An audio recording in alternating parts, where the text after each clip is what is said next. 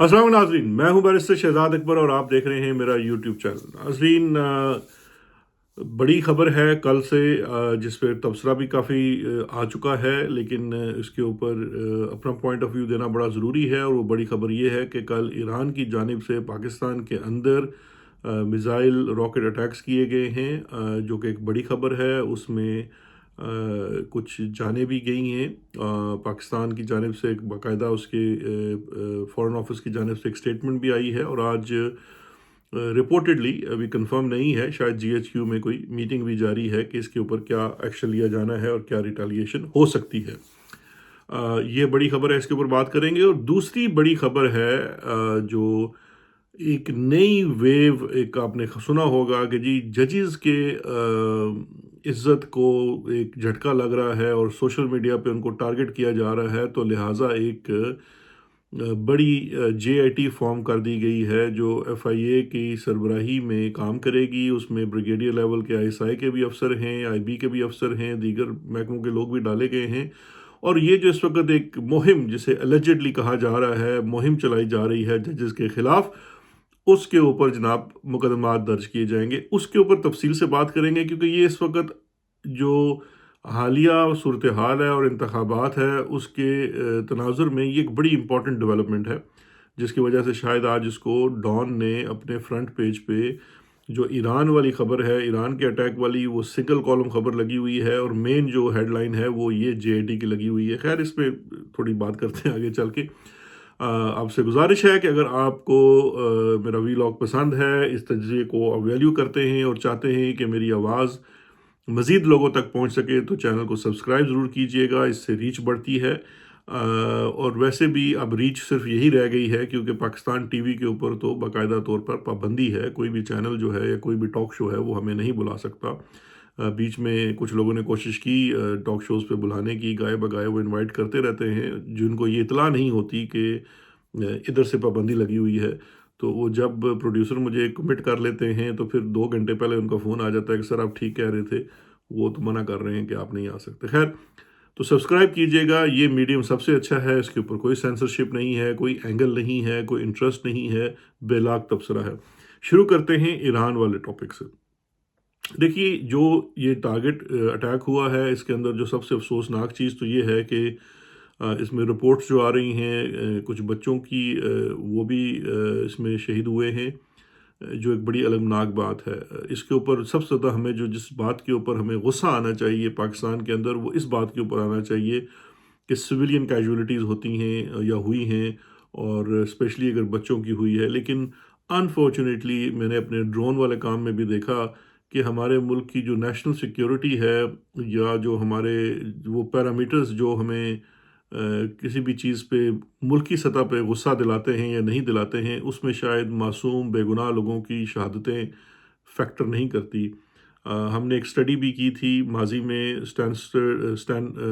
जो अमेरिका की एक बहुत बड़ी यूनिवर्सिटी है, स्टैनफोर्ड और न्यूयॉर्क, एनवाईयू जो है, इनके साथ मिलकर एक स्टडी की थी ड्रोन्स के ऊपर। तो उसके अंदर एक बड़ा इंटरेस्टिंग एस्पेक्ट था कि जब हमने तमाम मदीरान को भी इंटरव्यू किया था कि आप जब कोई ख़बर लगानी होती है ड्रोन हमले के ऊपर, तो किस तरह से ये तय पाता है कि ये फ्रंट पेज न्यूज़ है या बैक पेज न्यूज़ है या छोटी खबर है।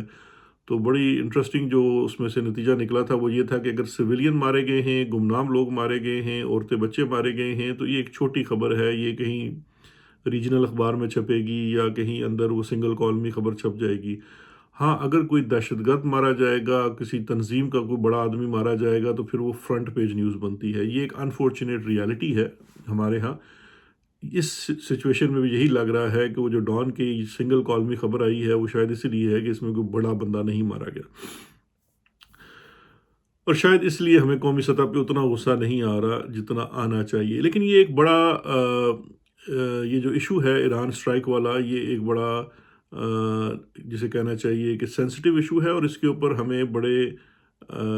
तदब्बर के साथ अमल करना चाहिए। जो नेक्स्ट स्टेप्स हमारे होने चाहिए, पहली चीज़ तो हमें ये जानना ज़रूरी है कि इसकी रीज़न्स क्या हैं, ये हमला क्यों हुआ है, और फिर उसके बाद हमारे पास ऑप्शंस क्या हैं, हमारी इसके जवाब क्या होना चाहिए। जहाँ तक देखें रीज़न्स की बात है, तो जैश अल अदल जो नामी तंजीम है, ये वैसे अब अपना नाम बदल चुके हैं, अब इन्होंने अपना कोई नया नाम रखा है। یہ بیسیکلی یہ وہ لوگ ہیں جن کا جو بلوچ لوگ رہتے ہیں، جو علاقہ ہے ایران کے پاس بھی ہے، سیستان کا، وہاں کے یہ سیپریٹسٹ گروپس ہیں جو زیادہ تر جن کی پناہ گاہیں پاکستان کے اندر ہیں۔ یہ ایران کے لیے بہت زیادہ درد سر ہیں، کیونکہ یہ جو گروپ ہے، جو بلوچ نیشنلسٹ گروپ ہے پاکستان کے اندر، اس کی کوئی ریلیجس کونوٹیشن نہیں ہے، وہ سنی شیعہ کے بیچ میں تمیز نہیں کرتا ہے، وہ ایز بلوچ اور بلوچ نیشنلٹی کے اوپر وہ بات کرتا ہے یا وہ کام کرتے ہیں، جیسے یہ BLA والے لوگ ہیں۔ جو سستان والا بلوچستان والا گروہ ہے وہ نیشنلسٹ تو ہیں، لیکن اس کے ساتھ ساتھ وہ سارے لوگ ریلیجسلی سنی ہیں، اور جو ایران کی میجورٹی شیعہ ہے وہ اس کے اندر یہ والا آسپیکٹ بھی انوالو ہے، اور یہ ریلیجس ایکسٹریمزم کی طرف بھی رجحان رکھتے ہیں، تو اس لیے یہ ایران کے لیے زیادہ درد سر ہیں، اور شاید اسی وجہ سے یہ پاکستان میں جو باقی پاکستان میں سنی ایکسٹریمسٹ جماعتیں ہیں، ملیٹنٹ جماعتیں ہیں، تو ان کے ساتھ بھی ان کے کنیکشنز ہیں، اور اس کی وجہ سے ان کی پناہ گاہیں جو ہیں یا ہائیڈ آؤٹس جو ہیں وہ پاکستان کے حصوں میں ہیں، اور ان کے اوپر گاہے بگاہے عمل ہوتا رہتا ہے۔ اور ایک بڑی انٹرسٹنگ میں آپ کو فیکٹ بتاتا ہوں کہ ریجنل کانٹیکسٹ کے اندر پاکستان کا سب سے اچھا جو سیکیورٹی ارینجمنٹ ہے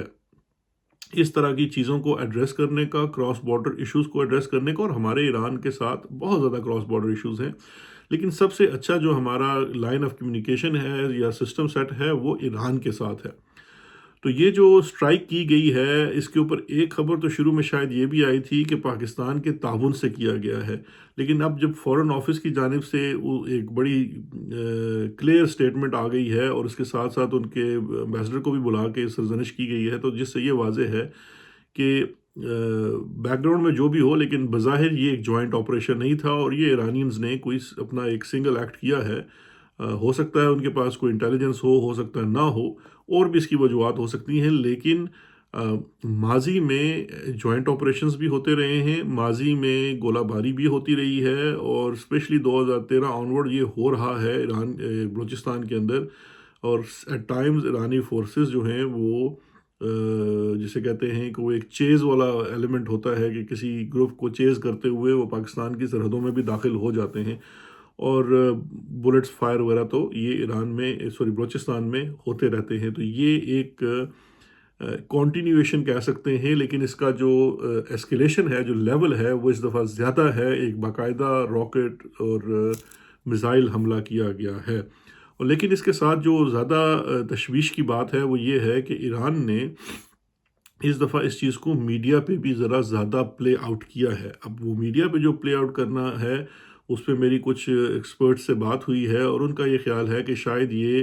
یہ تاثر دینے کے لیے بھی ہے کہ چونکہ ایران نے کچھ دن پہلے عراق وغیرہ میں بھی اور دیگر جگہوں پہ امریکن ٹارگٹس کو بھی اٹیک کیا ہے، اور کچھ اور ٹارگٹس کو بھی اٹیک کیا ہے جو ان کو اپنے سیکیورٹی کے حساب سے سمجھتے ہیں کہ ان کو اٹیک کرنا چاہیے تھا، تو اس کانٹیکس میں وہ پاکستان پہ بھی کر رہے ہیں، کیا ہے، اور اس کو تھوڑا سا میڈیا میں بھی زیادہ وہ اچھال رہے ہیں تاکہ وہ ایک اپنی بات بنا سکیں کہ جی ہم ہر جگہ ٹارگٹ کر رہے ہیں، ہم صرف امریکنز کو ٹارگٹ نہیں کر رہے۔ اب یہ تو ہو گیا جناب اس کی جو بیک گراؤنڈ تھی کہ یہ اس کی ریزن کیا ہو سکتی ہے یا بیک گراؤنڈ کیا ہے۔ اب آپشنز کیا ہیں پاکستان کے پاس، یہ سمجھنے بڑے ضروری ہیں۔ دیکھیے، پہلی تو بات ہے کہ ریٹیلیشن بائی فورس جو ہے وہ ایک لاسٹ آپشن ہوتی ہے کسی بھی ایسی سچویشن کے اندر، اسپیشلی جب آپ کا اتنا اچھا ریجنل کمیونیکیشن سیٹ اپ ہے ایران کے ساتھ۔ پاکستان کا ایک اور بھی پرابلم ہے کہ پاکستان ریجن میں آلریڈی بڑا ہاسٹائل انوائرمنٹ میں بیٹھا ہوا ہے، اسپیشلی ود انڈیا، اور اب افغانستان کے ساتھ بھی کوئی حالات اتنے اچھے نہیں ہیں، تو اس کانٹیکس کے اندر یہ جو ہمارا ایرانین بارڈر ہے یہ اتنا مینڈ بارڈر نہیں ہے، تو ایرانین کے ساتھ اگر آپ کے تعلقات خراب ہوتے ہیں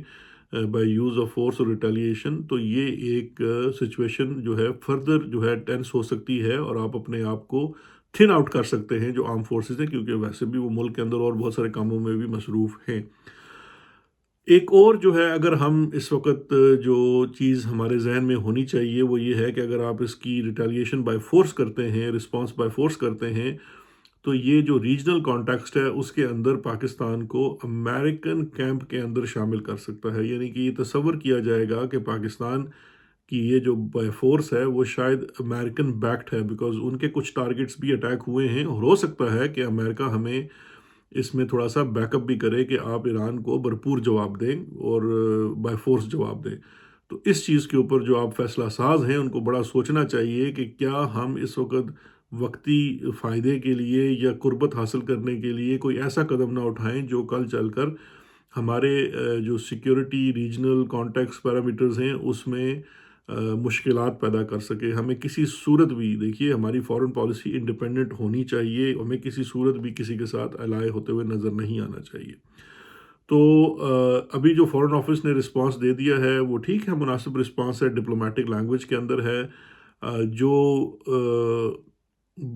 ملٹری کی سطح پہ میں سمجھتا ہوں کمیونیکیشن ہماری آلریڈی اسٹیبلش ہے، تو وہاں سے بڑا فورسفل قسم کی جو چیزیں ہیں وہ جانی چاہیے، but short of physical retaliation, because اس سے چیزیں اسکلیٹ ہو جاتی ہیں۔ اور پھر یہ ڈپینڈ کرتا ہے کہ آپ اپنے ملٹری پوائنٹ آف ویو سے کیا چیزیں ان کو کنوے کرتے ہیں، کیا ان سے کمیونیکیشن کرتے ہیں، تو اس سے چیزیں جو ہیں وہ نارملائز ہو سکتی ہیں۔ اب یہ ہمارے لیے اس وقت ملک کے اندر دیکھیے سب سے بڑی جو اس پورے واقعے کے اندر لمحہ فکریہ ہے، وہ ہمارے آرم فورسز کے لیے لمحہ فکریہ یہ ہے کہ ماضی میں اس قسم کی جب بھی چیز آئی ہے تو پوری نیشن جو تھی وہ یکجا کھڑی تھی۔ ابھی لمحہ فکریہ یہ ہے کہ بہت زیادہ کرٹیسزم ہے ہماری فوج کے اوپر اور آرم فورسز کے اوپر، اور اس کی ایک بہت بڑی وجہ یہ ہے کہ فوج نے اپنے آپ کو جو داخلی مسائل ہیں، جو انٹرنل ایشوز ہیں یا انٹرنل میٹرز کے اندر اپنے آپ کو اتنا زیادہ مصروف کر لیا ہے کہ یہ فوج ہمیشہ یاد رکھیے کہ فوج جو ہے وہ ایک ہماری ایکسٹرنل فورس ہوتی ہے کہ جس نے بیرونی دشمن کے مقابلے میں ایک دیوار کھڑا ہونا ہے، اور عوام جو ہے وہ بغیر کسی چیز کے، بغیر کسی شرط کے فوج کے پیچھے کھڑی ہوتی ہے، تب فوج اصل میں مضبوط ہوتی ہے۔ اب سچویشن یہ ہے کہ فوج جو ہے وہ ملک کے ہر داخلی مسئلے کے اندر گھس چکی ہے، فرٹیلائزر تک تو وہ بنا رہی ہے، کھیتوں میں کیا اگنا ہے وہ ڈیسائیڈ کر رہی ہے، الیکشن کون لڑے گا کون نہیں لڑے گا، کس نشان پہ لڑے گا، کیا کرے گا کیا نہیں کرے گا، اس حد تک وہ یہ انتخاب کر رہے ہیں، کون جج ہوگا، کون جج استعفیٰ دے گا، اس بات کا بھی انتخاب کریں گے، کاز لسٹ تک فوج بنا رہی ہے۔ اس صورت کے اندر ملک کے اندر ڈویژن آ جاتی ہے، اور پھر یہ جو ایسا موقع آتا ہے جب آپ ایک ایکسٹرنل تھریٹ کو فیس کر رہے ہوتے ہیں تو انٹرنلی آپ کے اندر وہ یکجہتی نہیں ہوتی ہے۔ اس کو برائے مہربانی جو ہمارے فیصلہ ساز ہیں جو فوج کے اندر بیٹھے ہوئے ہیں، اس کو آپ کوئی تحریک انصاف کا کرٹیسزم اپنے اوپر مت جانیے۔ یہ ٹائم ہے آپ کے سیلف ریفلیکشن کا، کہ آپ نے بیٹھ کے سوچنا ہے کہ آپ نے اپنے آپ کو کیوں اس حد تک پولیٹکس کے اندر ملوث کر لیا ہے کہ آپ نے پاکستان کی جو نیشنل سیکیورٹی ہے اس کو داؤ پہ لگا دیا ہے۔ اس وقت یقین جانیے اگر پاکستان کی عوام کے اندر کوئی تفریق ہے یا وہ فرق محسوس کرتے ہیں اور آپ کے ساتھ جڑے ہوئے نہیں ہیں، تو اس کی وجہ کو پاکستان تحریک انصاف کا یا عمران خان کا پروپیگنڈا نہیں ہے، کیونکہ سیاسی جماعتیں تو ون بائی دی ادر آپ کو ہمیشہ گالیاں دیتی رہی ہیں کہ آج کل نواز شریف دیتا تھا، آج اگر عمران خان ہے، اس سے پہلے پیپلز پارٹی والے تھے، تو یہ سلسلہ تو گاہے بگائے ایک لو انٹینسٹی پہ چلتا رہتا ہے۔ لیکن اس وقت آپ نے پورے طور پر پاکستان کی عوام کو اپنے خلاف کر لیا ہے۔ یہ کسی صورت بھی کسی بھی ملک کی فوج، اسپیشلی ایک ایسا ملک جو ایک سیکیورٹی سٹیٹ بنا بیٹھا ہو، اور اس سیکیورٹی سٹیٹ کے اندر جتنی بڑی فوج ہو، اس کا اپنی عوام سے جڑا ہوا نہ ہونا جو ہے وہ انتہائی خطرناک اور تشویشناک ہے، اور یہی وہ چیز ہے جو آپ کے لیے لمحہ فکریہ ہونا چاہیے۔ تو میں یہ سمجھتا ہوں یہ ایک ویک اپ کال کے طور پر لینا چاہیے۔ اگر آج آپ کے جی ایچ کیو میں کوئی میٹنگ ہو رہی ہے تو وہاں بیٹھ کے ذرا کھل کے اس بات پہ بھی ڈیبیٹ کر لیں، اس چیز کو چھوڑ دیں کہ جی سب کچھ کیا رہا عمران خان کا، عمران خان تو 6 مہینے سے جیل میں بیٹھا ہوا ہے، اس کے باوجود بھی اگر لوگ آپ کے ساتھ نہیں جڑ رہے ہیں تو اس کی اور بھی وجوہات ہیں، خدا کے لیے ان کے اوپر بھی روشنی ڈالیں۔ آگے بڑھتے ہیں۔ دوسری جو بڑی خبر ہے وہ اب اسی بات سے جڑی ہوئی ہے کہ جی کل خبر آئی کہ ججز کے اوپر جو کرٹیسزم ہے اور جو ٹارگٹ اٹیک ہیں سوشل میڈیا کے اوپر، اس کو ایڈریس کرنے کے لیے ایک جے اے ٹی بنا دی گئی، اور اس میں فوج ظفر موج ڈال کے وہ بہت بڑی ایک جے اے ٹی بنا دی۔ اب دیکھیے اس بات کو ہر انسان سمجھتا ہے کہ یہ کیا چیز ہے۔ پہلی تو بات یہ ہے کہ جسٹس قاضی فیاض عیسیٰ صاحب وہ نہیں ہیں جن کو عوام سمجھتی تھی، ان کے قریبی ترین لوگ جیسے کہ ستور جس قسم کا دیوتا ان کو سمجھتے تھے وہ نہیں نکلے۔ وہ تو سب سے بڑے میں سمجھتا ہوں ٹاؤٹ ثابت ہوئے ہیں اسٹیبلشمنٹ کے، فوج کے، اور اس وقت جو ملک میں نظام چل رہا ہے اس کے۔ اور وہ اپنی فرونیت میں اس حد تک آگے چلے جا چکے ہیں کہ انہوں نے اب سننے میں آ رہا ہے، اور یہ بقول خود اسطور کے وہ ایکریڈیشن مانگ رہے ہیں صحافیوں کی، کہاں ایک طرف چلے تھے لائیو ٹیلی کاسٹ کرنے، اور اب یہ فیصلہ کریں گے کہ کون سا صحافی سپریم کورٹ کی عمارت میں داخل ہوگا یا نہیں ہوگا۔ یہ تو سپریم کورٹ نہیں، سومنات کا مندر بنتا جا رہا ہے، جہاں اوپر بیٹھا ہوا بڑا پروہت یہ فیصلہ کرے گا کہ اس مندر کے اندر کون داخل ہوگا۔ اور اس پروہت نے سب سے پہلے فیصلہ کیا ہے کہ اے جڑا ستور ہے نا اینو تے کڈو، اے بھائی بڑا کرٹیسزم کرتا ہے۔ ایسے میں ایک بات کو آن سکرین مانتا ہوں کہ ظاہری بات ہے جب آپ کے اوپر کرٹیسزم ہوتا ہے تو آپ کو اس کو پسند نہیں کرتے۔ ستور نے بڑا ہمارے اوپر بھی گند اچھالا ہے، بہت کرٹیسزم کیا ہے، اور میں نے کبھی اس کو اس بات پہ پسند نہیں کیا ہے، لیکن ایک بات کی داد دینی ستور کو بنتی ہے کہ آج وہ کم از کم سچی بات تو کر رہا ہے، سیدھی بات تو کر رہا ہے۔ ہی از کالنگ اسپیڈ اسپیڈ۔ مجھے نہیں پتا اس بات کے پیچھے کیا پالیٹکس ہے یا کیا چیز ہے، یا سپریم کورٹ میں وہ جن کو چیف جسٹس کا پی آر او کہتے ہیں اس کے ساتھ کوئی ان کی جنگ ہے، یا کوئی اور چیز ہے، یا واقعی ہی میرٹ کے اوپر ستور کر رہا ہے۔ لیکن وہ ٹھیک ہے کہ جو بات جس طرح سے اس وقت چل رہی ہے وہ بول رہا ہے۔ بار کے اوپر بھی اس نے بات کی ہے، جو آپ کی ہیومن رائٹس کمیشن ہے، جو لائرز میں آسما جہانگیر گروپ ہے، اس کو لے کر منیزہ جہانگیر سے جو اس نے چیزیں بات کی ہے، یہ ساری باتیں میرٹ کے اوپر بڑی درست ہیں، تو اس کے لیے یہ ایک اچھی بات ہے، اس کو سراہنا چاہیے۔ اچھا، اب یہ جو ایف آئی اے والی بھی جو کارستانی ہے، یہ اصل میں یہ کوئی حب علی نہیں ہے، یہ دراصل بغض معاویہ ہے۔ اب ہمارے جو کمپنی بہادر ہے ان کا پلان یہ ہے کہ چونکہ انہوں نے ابھی پری پول ریگنگ کی مختلف سٹیجز ہیں،